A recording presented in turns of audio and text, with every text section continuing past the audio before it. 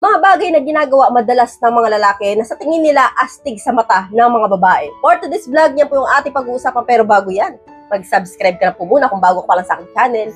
Maraming salamat, God bless po. So alam nyo, may mga bagay kayong ginagawa, kayong mga lalakihan na kadalasan, akala ninyo astig sa mata namin mga babae. Pero ang totoo, disappointed kami dito. So proceed na tayo agad sa number 1. Ito po yung pag-yosi, pag-debate. Maraming mga lalaki na ang sa tingin nila, gwapo ito sa paningin ng babae. So, astig ito sa paningin ng babae, pero mali kayo.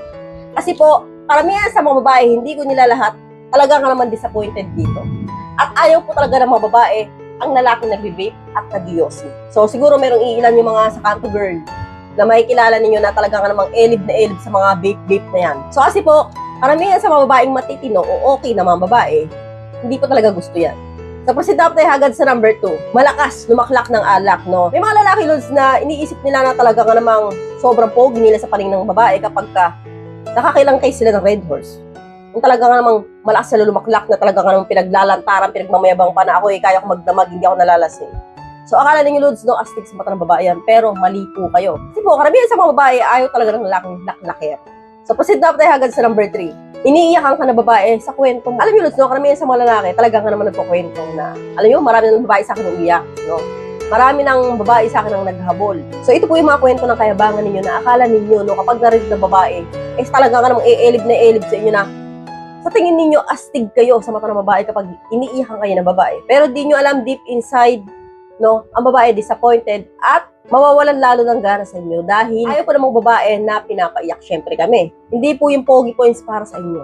So, sa totoo lang, bawas points pa po yun. So, proceed na tayo agad sa number 4. Maraming tropa o barkada, no? Hindi po tulad sa mawawala sa mga lalaki yung pinagmamayabang na marami akong barkada, member ako ng ganito, marami akong tropa, so kilala ako sa lugar na yan, no? Akala ninyo, Lods, astig sa mata ng babae, pero sa totoo lang, ayaw talaga ng babae yan. So, kasi po, the more na marami kang barkada at tropa, hindi po maganda ang imahe mo pagdating sa babae.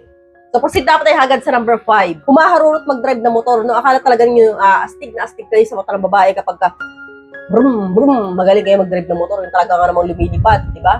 Yung talaga nga namang buwabangking. Pero, Lods, karamihan sa mga babae, hindi ko talaga yung gusto. Astig lang po yung tignan sa ibang tao, pero sa babaeng nagugustuhan ninyo o sa karamihan sa mga babae, hindi po yan talaga gusto. So, kasi po, mga babae, matatakotin yan. Ayaw nila yung boyfriend nila, ayaw nila yung asawa nila, nagpapalipad na kanilang mga motor. So, kaya po, karamihan sa mga babae, pagdating ko sa kanila, hindi po talaga astig yan.